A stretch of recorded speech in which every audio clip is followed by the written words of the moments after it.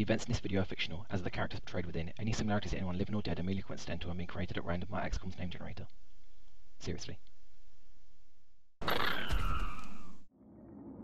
So welcome back one and all, to part 4 of XCOM EW Long War II, with our train arriving at the next station, Stone Empire. I am not a fan of this map, we'll get to that in a second.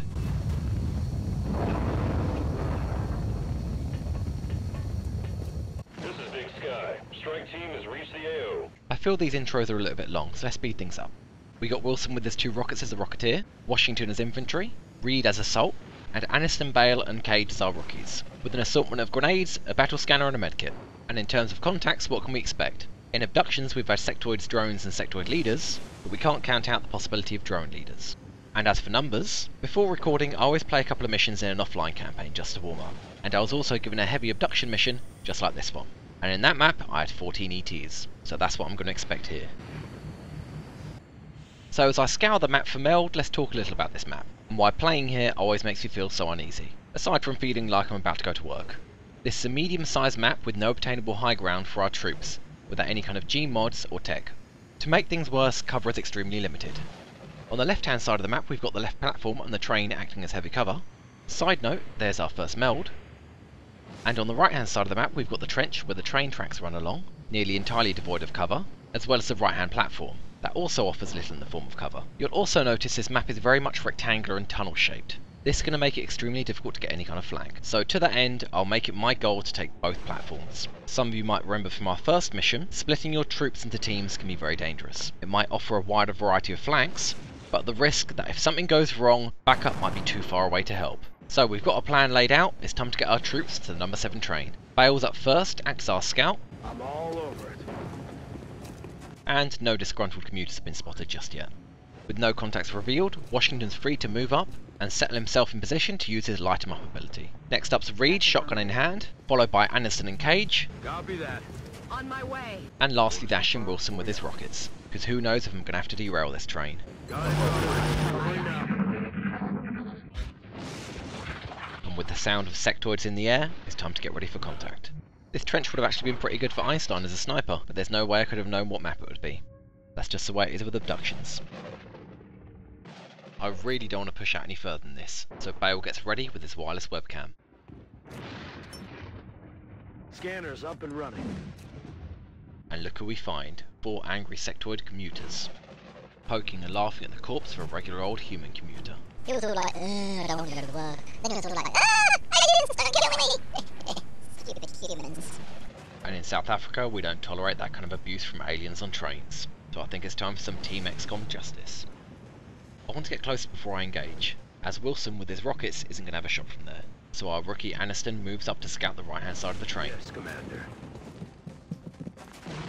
Thankfully no contacts yet, which leaves our options open. Our assault shotty Reed follows her, That location. while Washington camouflages himself next to a bin, readying himself to unload half his assault rifle's clip into one of those aliens. And I measure the distance to see who can make it to the driver's compartment next turn, and it looks like I get to choose between my 3 frontline troops, Aniston, Reed and Washington. Cage dashes up between Aniston and Reed, and with the coast clear that leaves Wilson to move up with his rockets. Heading out.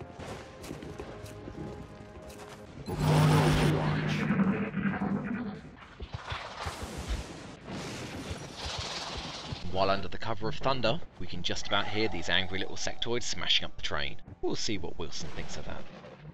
So with her chance to reach the full cover inside of the train, Aniston leads the way to see if she'd alert any raging passengers. Aye, aye, Commander. With Aniston's all clear, Washington gets to move into position. And Reed takes his old spot to go hug a bin. Okay. Knowing the coast is all clear, Bale moves out of cover and into the open, to end the turn. Aye, aye.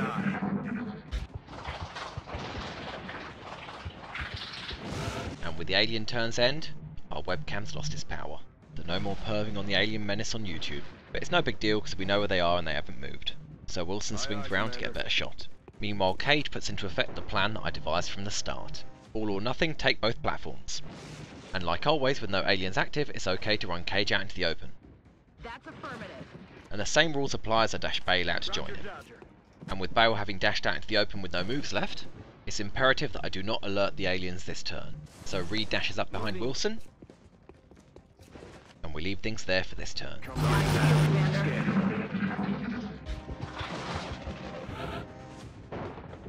Another turn ignoring the meld keeps our troops alive, and when we need the meld, well, we'll cross that bridge when we get to it. Cage and Bale continue their odyssey to the right platform. I'm on the move. Got it. While Wilson and Reed push up behind the concealment of those train line posters. Aye, aye, Now Commander. pushing on two fronts can be extremely risky, my way. so we're going to call it a turn and have everybody go into Overwatch. Scanning. A new turn means we're going to continue pushing forwards, but I want the inevitable engagement to be under the best possible terms for us, so we take things slow. So Bale makes his move to catch up with Reed and Wilson on the opposite platform, Aye, aye, Commander. while Cage isn't far behind him. Moving. Moving to Overwatch. Aye, aye.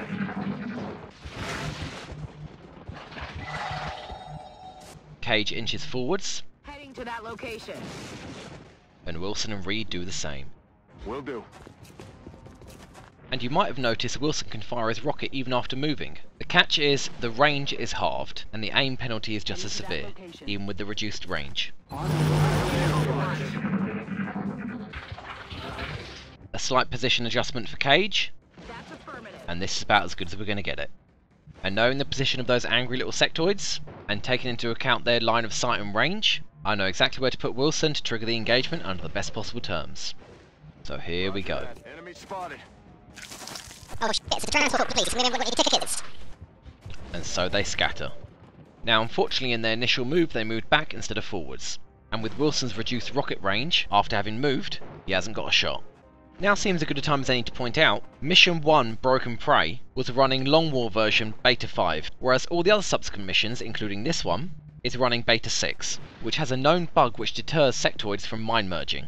Ironically this actually makes sectoids much tougher to fight, as they each get to attack, instead of sci-humping each other. And having said that, I hunker down Wilson, who's the only one in range, and overwatch everybody else. Now even looking back at this replay, I still can't work out who in this abomination scores the killing shot for 5. Washington's 63% Overwatch, or Aniston's 42. All that I know is between the two of them, the hideous merged mass that is Washington get the job done. Meanwhile Cage takes his 52% Overwatch shot, and misses. Missed. Bale on the other hand takes his 48% Overwatch, and tags the little guy for 3 damage, while he cowers behind a plant pot nursing his wounds. And the third of 4 sectoids dashes up completely carefree of all the bullets that have been fired.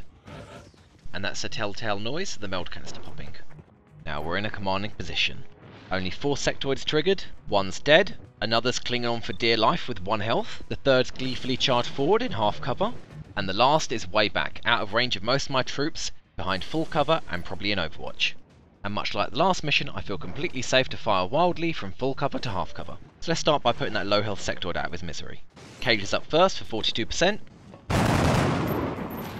but no luck. Oh, shut wide. Now Bale's turn for 38%.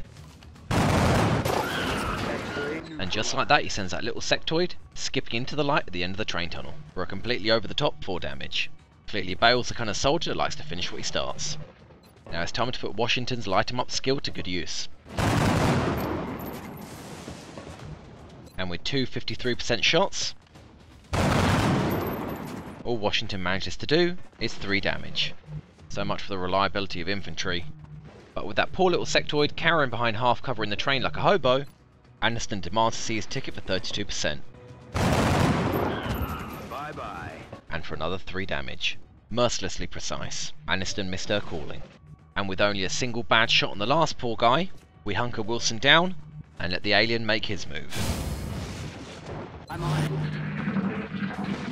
They're starting to lose ground. I really hope we meet those XCOM guys. They're awesome. Okay, he brought friends. And with the remaining sectoid of the previous pack gone into hiding, and a new pack of 3 that's just 1 tile out of range to be triggered, it's time for Wilson to demonstrate how the new Long War rockets work. Unlike vanilla XCOM's all or nothing 90% to hit rockets, with Long War's rockets you have to give them a much wider margin for error. The percent indicator no longer shows the chances to hit the exact target location, but now shows, depending on the soldier's accuracy and the target location's distance, the number of possible tiles that the rocket can drift. So for example, if it says 25%, it means the rocket can drift 2.5 tiles, as indicated here. So for example, if I aim the rocket here, it can scatter 2.5 tiles, and can hit anywhere in this approximate area.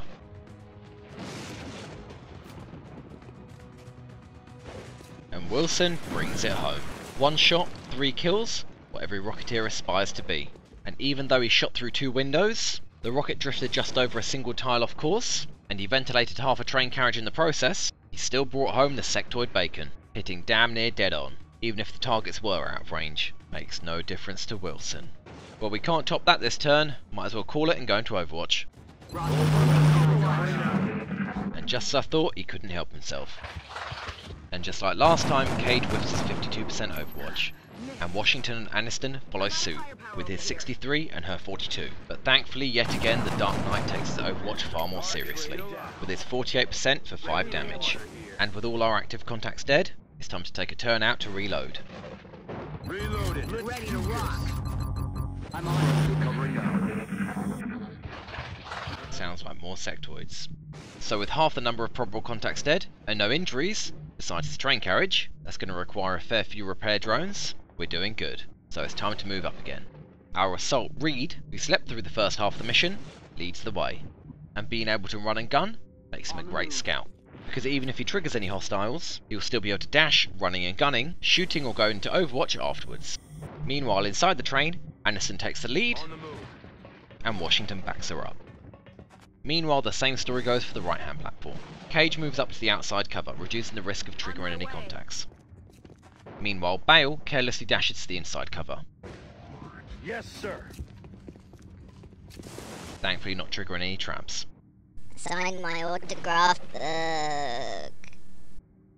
Well, with more fans dealt with the respect they deserve, it's time to see who else we can catch. Next turn. Like before, our assault scout Reed takes point. I'm on it, Commander. And with the alien capsule free of prying eyes, Reed moves aside so Wilson can dash up with his last rocket. Likewise, in the train, Aniston takes the lead, and Washington takes her old spot.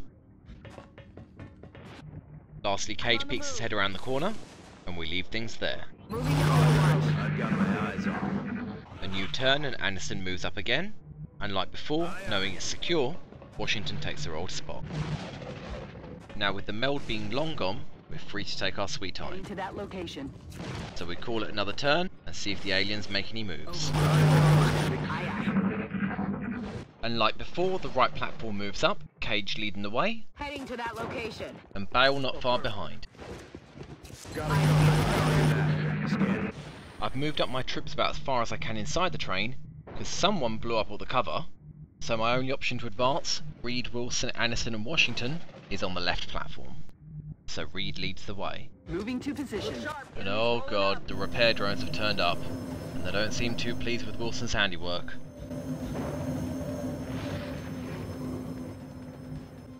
Now drones this early on in the game are very tough to kill, and 4 of them are an absolute nightmare, and it's just the excuse I need for the last of Wilson's rockets. And although there's a drift of 2.7 tiles, dealing heavy damage to 3 drones is way too good to pass up. So Wilson lets it loose. Ooh, Wilson. Well, you can't hit them all. But it's better than nothing. At least he killed one of them. But because of that, we've still got a big problem. On the move. So Aniston moves up to the heavy cover by Reed, while Cage moves into heavy cover on the right side, and Bale dashes up to get ready for next turn. But thankfully it's not all doom and gloom. Reed's in range for an AP grenade to hit 2 of them. With APs the odds aren't great against armoured drones, but he takes his chances. Suck on this! And 0-0. That's outstanding. But the rookie Aniston thinks she can do better, so she's up next. Incoming. Wow, 0-0 to 4-2, and killing off one of the drones. But we need more than that to get the job done, so Cage fires his 72%. And like so many of his Overwatches, shoots for the sky. I guess he just likes the feel of reloading his gun. And with everyone else having grenaded, shot, rocketed or dashed, all that's left is Washington, the only one in no cover, so he hunkers down.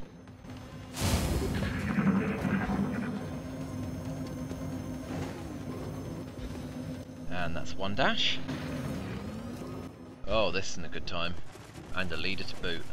ET in sight. Engaging. And as for the second drone, he must be taking Cage's approach to shooting things. I'm all right. And now we're in a lot of trouble. We have to get rid of those drones this turn, or those sectoids are going to swarm us.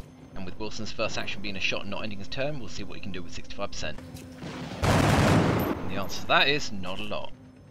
And to make things worse, looking at that drone's position, it's going to flank half my squad in one turn.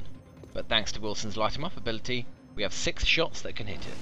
So Bale takes his 48% and shoots for the breeze. Target's Next still is up. Cage's 52 and a hit for 1 damage. Now you can start to see why they're so difficult to kill. They have a natural defense equivalent to low cover because they're airborne, making them harder to hit. They're practically immune to critical hits, and to top it all off, there's their damage reduction, as demonstrated by Cage's 1 damage. Now at this point I'm getting a bit cocky.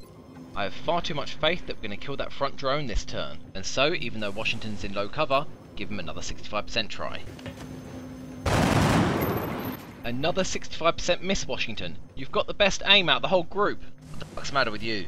That may not seem like a big deal, but a single hit on one of my troops could send the entire squad into a panic spiral. It's like I'm working with a bunch of prima donnas. So now I have to start formulating a backup plan.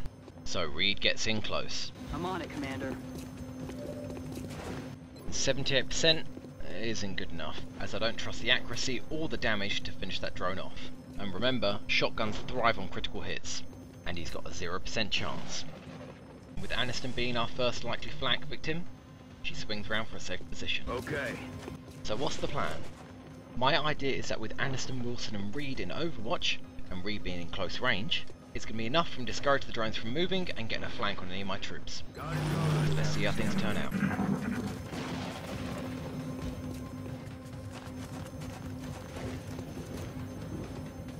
Oh shit, hit and kill, hit and kill, hit and kill. And Reed saves the day with a 58% Overwatch, dealing 4 damage. The second drone on the other hand doesn't like his chances, so he shoots from his position. There's heavy fire in this zone. Crisis over, for now. The remaining drone fired, and none of the sectoids went into Overwatch, so we're safe this turn. Reed pulls back from danger, Heading there now. and finds himself a flank. But before we get ahead of ourselves, time to take out that last repair drone. And Reed takes a 50-50 coin toss, putting every shotgun shell to good use. And with that last drone out the way, we may not have complete control of the situation, but we've made things a hell of a lot more secure. 3 sectoids left, and all in low cover. Not that that makes much difference to the sectoid leader. So, about that flank Reed spotted earlier. On the move. Aniston wants a piece of it. And with a 62-60 and smashing the train up a little more,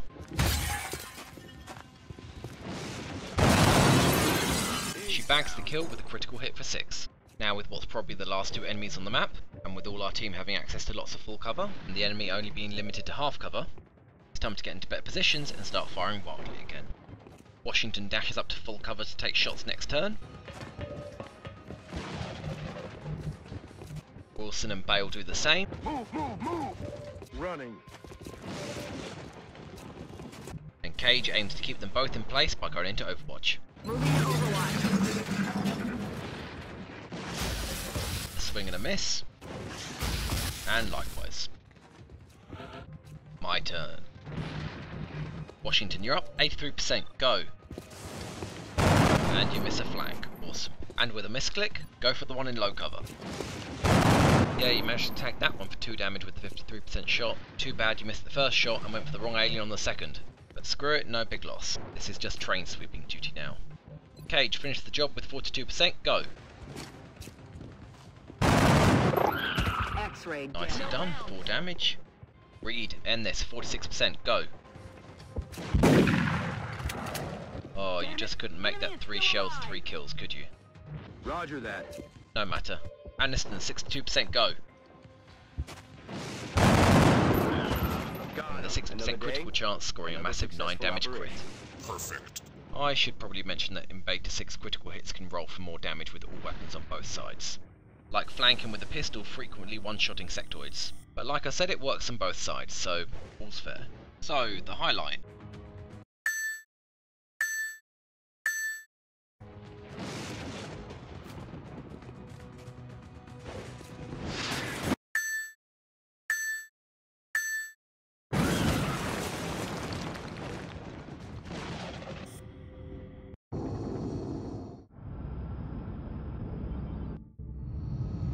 Another flawless victory, I will take Not it. only did our troops return safely, And after seeing what Wilson managed, Aniston wants to be a rocketeer, or possibly a gunner, while Bale and Cage have had enough of their guns and want to become grenadiers or medics. And pretty decent loot. With even a smidge of meld, like icing on a cake. Sure South African money, I'll take it. Remember, we will be watching. And as I said, I won't be building satellite or satellite uplinks in the first month, as that's the same boring, tired routine I've done in every XCOM game I've played. So might as well burn the money digging some more holes. I'm gonna have to put all those rookie corpses somewhere. So with that little base management done, time to see who else needs Team XCOM's help. Excavation complete. Oh yeah, right. You guys are probably thinking, what the fuck, India, you bunch of fucking traitors. As far as I gather, this is just a mechanic of how long war works. Here's the thing. You can now retake countries that you've lost by performing an alien base assault in the country that's currently occupied. But that means if you're good enough and you don't lose any countries, then you never get the opportunity to assault an alien base and progress the story. So to ensure story progression, Long War picks a random country in your first month and has the aliens take control of it. Yeah, that kinda sucks, but it keeps things interesting. And, as demonstrated by India here, screws you out of the continent bonus. So no discounted offers of training school or foundry bonuses for me anytime soon. Thanks, India. That's just stellar. Well, let's get right back on the ball.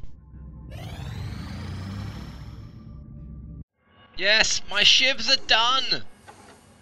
Now these little guys, as you'd imagine, don't suffer from fatigue, but will of course have lengthy repair times if they get damaged. And I shall dub them Kenneth Baker and Anthony Daniels. Bonus points for those of you who work out why. So why have I built them this early on when I have such a large roster that needs to be trained? If ever I'm in doubt of surviving a mission, I'm going to bring one of these little guys along. And if things get too hot, I might have to suicide them to get my troops out. No, seriously. So back to saving the world. Here we go, this is what I was looking for. Heavy difficulty Commander, abduction. we have multiple And it looks reports like of we're new going down abductions to in Shanghai progress. town. The locations are marked on the hologlobe. Right, time for some new promotions. First up are heavies, the potential rocketeers slash gunners. The manliest of men, Jennifer Aniston and Julia Roberts. Unfortunately for Jennifer Aniston, after being inspired by Wilson, her subpar aim has her fall short of the bar and fail bazooka school, so she'll have to just make do with a light machine gun and firing properly, leaving Julia Roberts with the rocket launcher. As demonstrated by Wilson, having high aim is essential to hitting those vital rocket shots, even though he fluked one and whiffed the other. Not exactly the best idol to look up to, but nobody's perfect. Next up are my supports, the Grenadier Medics, Bale, Lee and Cage, with Reagan still in sickbay. And with Cage having the highest aim by far, he gets the privilege of carrying the medkits. So Cage, what do you want? 4 grenades or 3 medkits? What's that? I can't hear you. Medkits or yours? And looks like Lee's got the lowest aim, so he gets to blow some shit up. We'll leave Bale and Pacino for another day when we've got more choices. So who am I going to bring with me? Rocketeers can turn the tide of a battle quicker than anyone else, so Julia Roberts coming along with a brand new rocket launcher, with the standard issue +1 rocket ammo and the laser sight to compensate. Next we'll bring along the oh-so-salty Aniston, to pin down enemies and give Julia Roberts the stink eye, equipped with the oh-so-useful high-cap mags, to keep her shooting, and a flashbang for when her suppression's not good enough. And for the last of our non-rookies we'll bring along Bruce Lee, as the generally closer quarters of abduction maps will be better suited to grenades than the more typically open UFO maps, and as the only grenades he gets double carry capacity for are APs and HEs, that's what he gets. And our rookies are going to be Joe Perry, Colin Firth and Steve McQueen. And as Joe Perry's got the worst aim by far, he gets the 2 offensive items, Flashbang and AP. Colin Firth and Steve McQueen have equally good aim, so they both get a combat and utility item, in the form of a Flashbang and a medkit for Firth, and a smoke and a battle scanner for McQueen. And with that, We're all set to go.